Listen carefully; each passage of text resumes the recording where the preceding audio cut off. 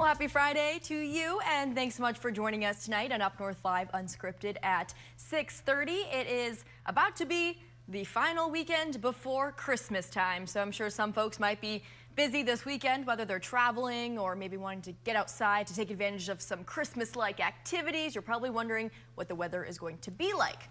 Joe, what can people expect? Any more snow? Yeah, a little bit, well, tonight and then maybe tomorrow morning. But overall, if you have travels, I don't see any major issues. Nice. Which is good for the weekend. You know, last minute shopping, things like that around the region. Or maybe you're heading somewhere, you know, for the holidays. There is some snow tonight, and I think a little bit of lake effect snow will carry over through tomorrow in some spots. So we'll look at that kind of wear. And then early next week, though, Monday is a little bit of a different story. We have some snow coming in. So we'll look at all that a little later, Maya. All right, sounds good. Thanks, Joe. And let's start off with our top story tonight, which is out of Lansing. So Michigan senators ran a marathon session through the day yesterday into last night and then again into the morning. 29 hours total. Perhaps the longest session in Michigan history. And it, of course, was a long process, but the chamber was capable of passing along a few pieces of legislation to send to the governor's desks. Meanwhile, the Michigan House adjourned for the year yesterday after 2 straight days without any votes. Now, if you recall, this is a story that we first talked about last Friday. Every House Republican and 1 House Democrat actually walked out of the session last Friday after members of the GOP said House Democrats refused to negotiate over keeping the state's tipped wage system. That's been a bill that's been getting a lot of controversy in Lansing and all across Michigan. So let's bring in Representative John Roth, who represents many different parts of northern Michigan. Representative Roth, thanks so much for joining us on Unscripted tonight. Thank you, Maya. Thanks for having me on and talking about this. So let's go back to last Friday before every House Republican and the 1 House Democrat walked out. What exactly led up to that moment? Absolutely. So Tuesday last week, the Speaker of the House, Joe Tate, said that he was willing to discuss this tip wage and paid time off situation with 2 bills that we would send over to the Senate to keep the conversations going. And that kind of strung us along all week until Friday morning he came over and actually said to us, we are not going to run these bills. They're going to die. Sorry. And at that point, we had to take a stand for our workers up north and say, no, this is not right. You can't lie to us all the time about these things. We are going to take a stand and not participate for the rest of the day. The 1 Democrat actually didn't walk out until 10 o'clock on Friday night. We all walked out about noon and stayed around Lansing to continue conversations if they were willing to do it, but they never brought it up and never wanted to talk about it again. So we had to really take a stand for our workers, and we know that some are going to be displaced, some are going to lose their jobs, some of our northern Michigan businesses are going to close because of this new Supreme Court decision. So we took a stand and made sure that everybody knew why we did it. So this bill could potentially cause a lot of negative impacts for restaurants and workers across northern Michigan. From your perspective, are there any positives that it could lead to? There is conversations being had. Obviously, we're going to have some kind of compromise to make this happen. There is a potential that the actual minimum wage for non-tip workers may go up in a quicker time frame. That is definitely possible, and maybe one of the things that we were willing to negotiate, but that didn't even take place. There is not a lot of good to this, especially for our small businesses. This bill for the time off part in particular goes right down to 1 employee, whether you're a nonprofit or a for-profit business, and it could devastate a lot of our small businesses and groups up here. Even seasonal workers. Think about a large ski resort with 500 seasonal workers in the winter. To not be able to require people to tell you why they're taking their day off, and you can actually take 3 days off without it showing up or calling in, and the employer can't do anything about it. A resort situation, that would be devastating for them. They just wouldn't have enough employees in some cases. So at this point, what do you think it's going to take for the House to come together and try to find some way to negotiate? We are going to work on this first thing to start next year. It's the first priority we have in the House is to pass it's going to be a compromise of some sort, but we are going to pass legislation and get it over to the Senate within the first week or two when we are back in session and we do have the control.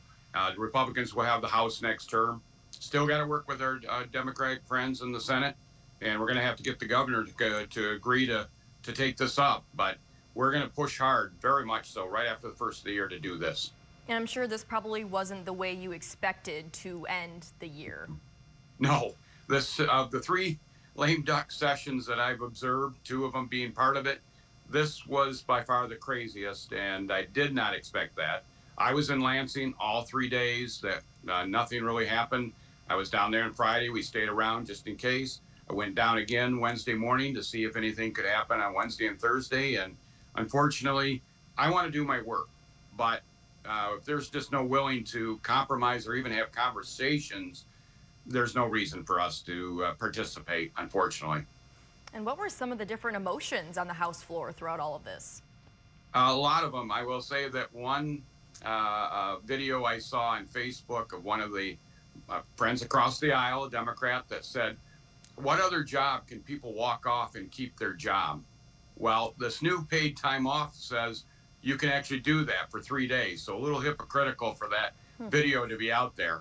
A lot of emotions, a lot of our people, there's a couple members on the Republican side that have spent 14 years in the legislature and wanted to be there for the last day.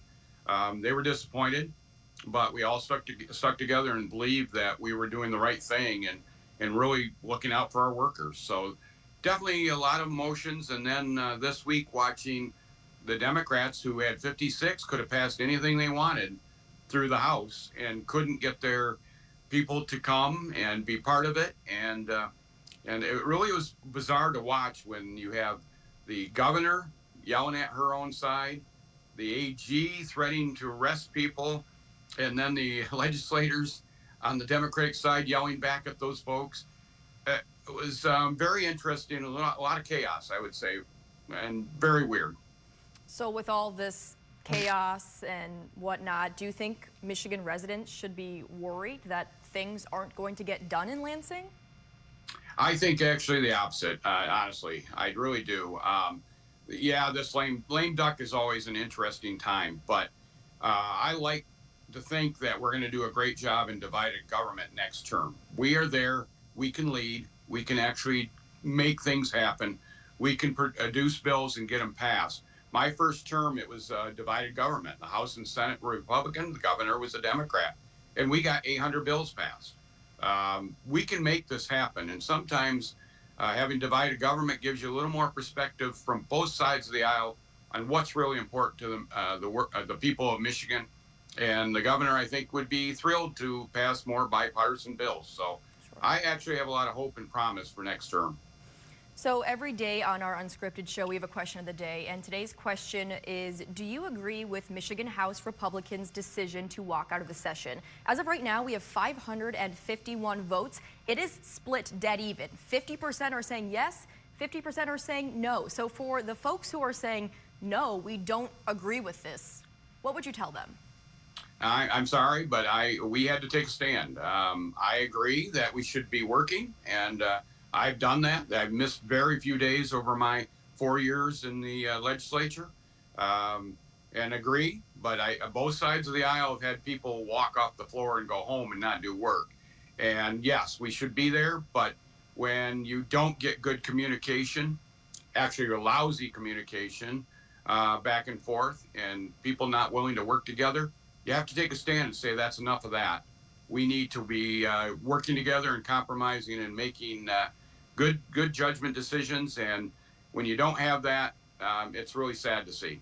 So this isn't the first time that you've seen lawmakers walk off the floor? Oh, absolutely not. I won't name any names. That's not the right thing to do. But I will tell you that both sides of the aisle have had members that didn't get their way or didn't get some of their bills passed, and they walked off and went home for the weekend or for a couple of days and then came back later. This is not the first time.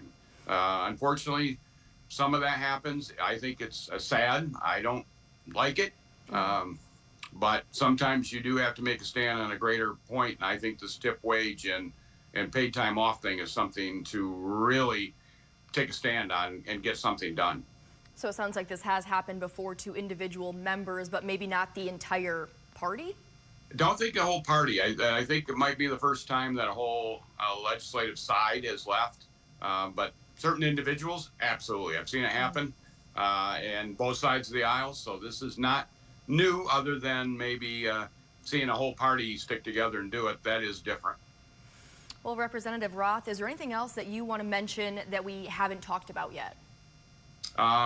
We need to work better. We need to have better communications. I will say my most serious disappointment of these last 2 years is that there have been too many times that the communication has just broke down and there isn't any communication.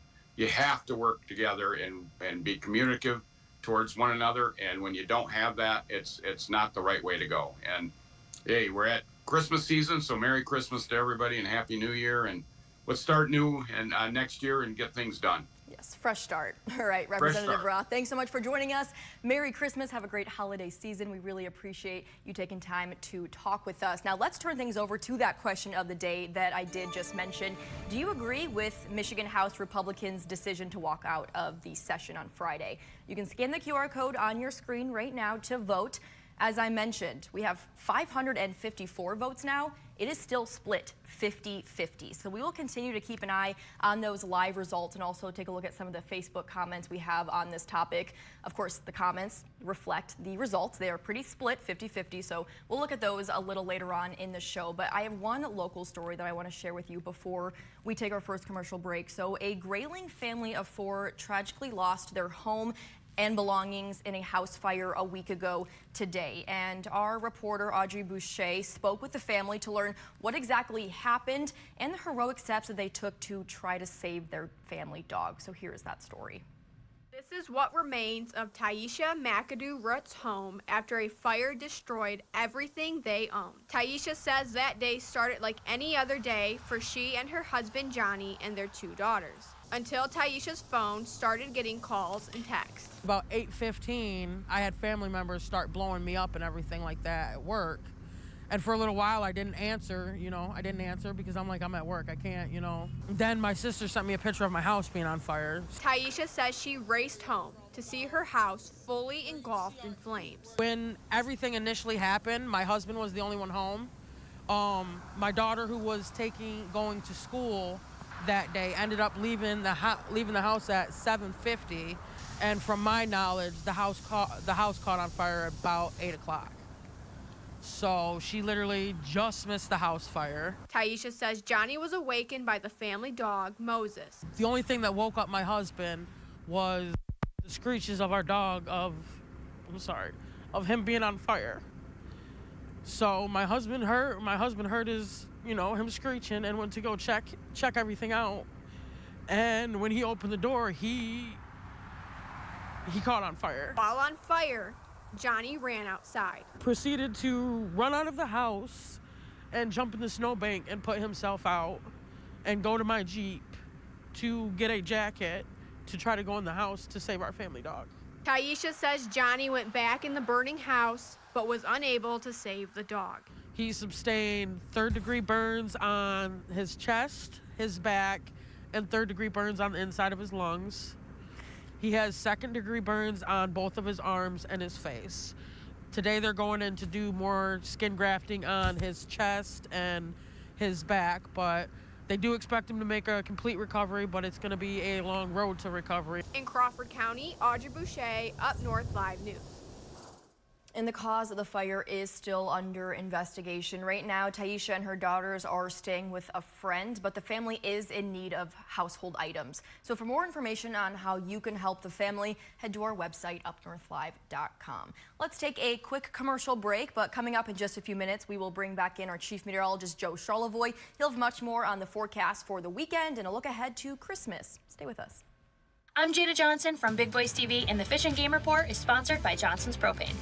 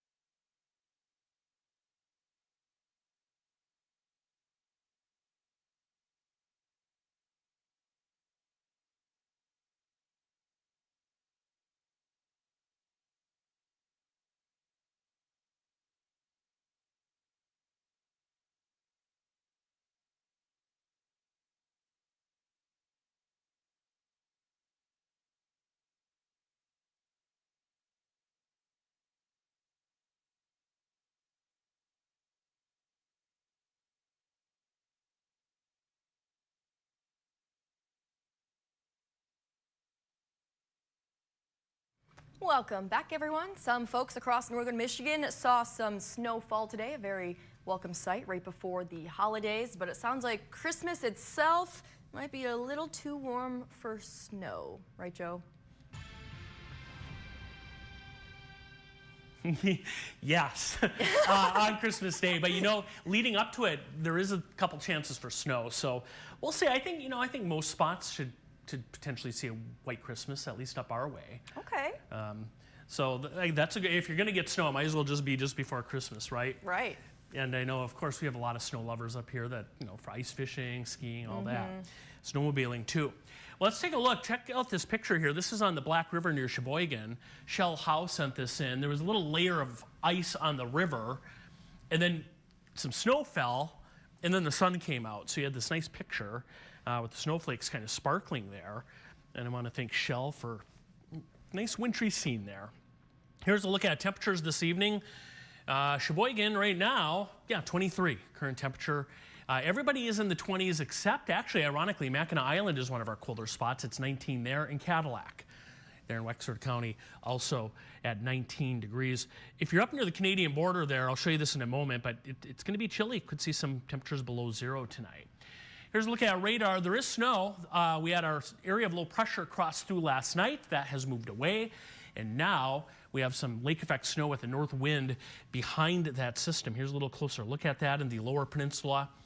Some snow if you have plans this evening. It is Friday night.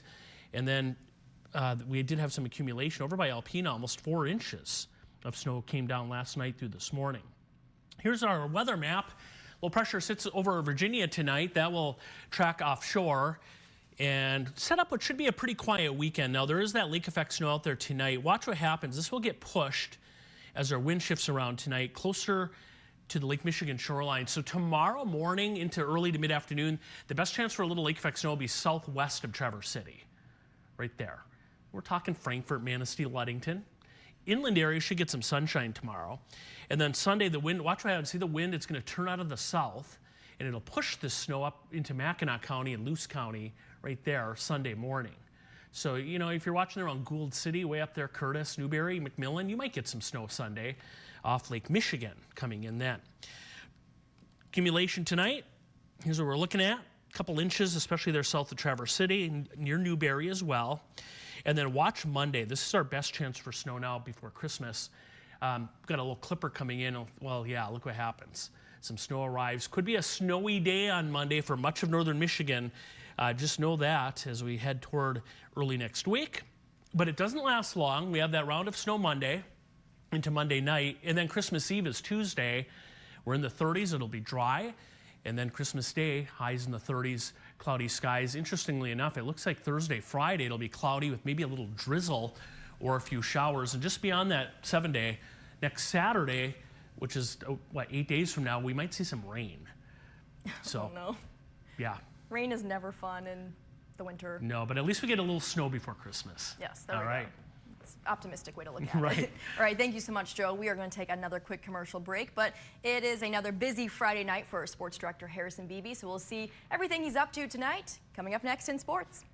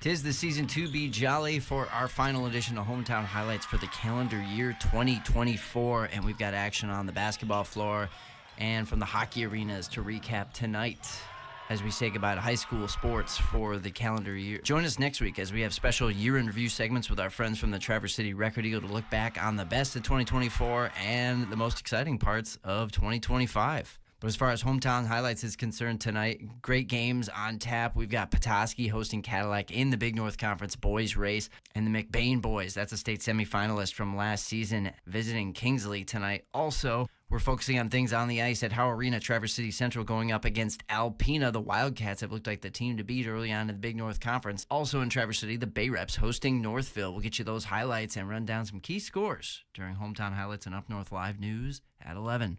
The time has come, boys and girls. It is college football playoff time. The new 12-team format officially kicks off tonight in South Bend, Indiana. Notre Dame taking on Indiana at 8 o'clock on ABC 29 and 8. It's a whole 24-hour block of college football playoff games that continues tomorrow at noon with SMU visiting Penn State in Happy Valley. And the weather's looking great. And by great, I mean very wintry and cold for these northern games. Ohio State will host Tennessee in the night game at 8 o'clock, also on ABC.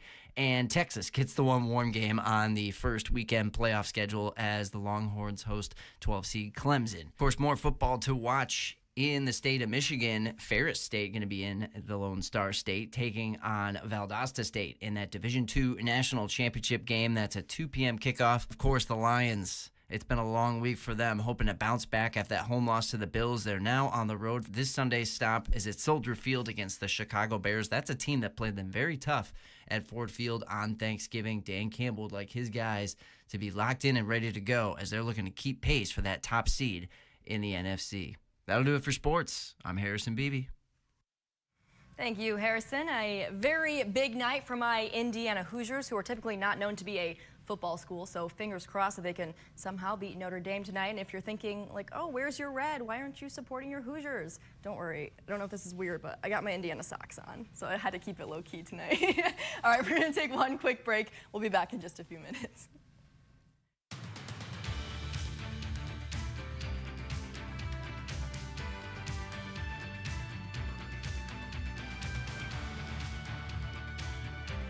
Salon services are furnished by Epiphany Advanced Academy in East Acme.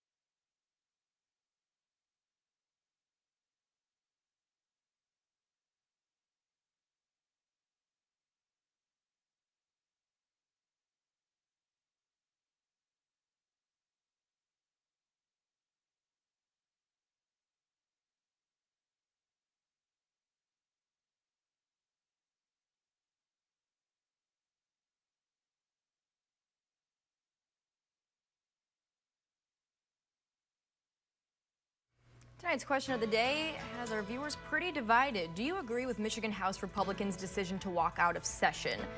51% say yes, whereas 49% say no. We have 568 votes. Plenty of comments on our Facebook page. I will just read a few. Ken says if they deliberately walk out of session because of political indifference, they should automatically and immediately be removed from office.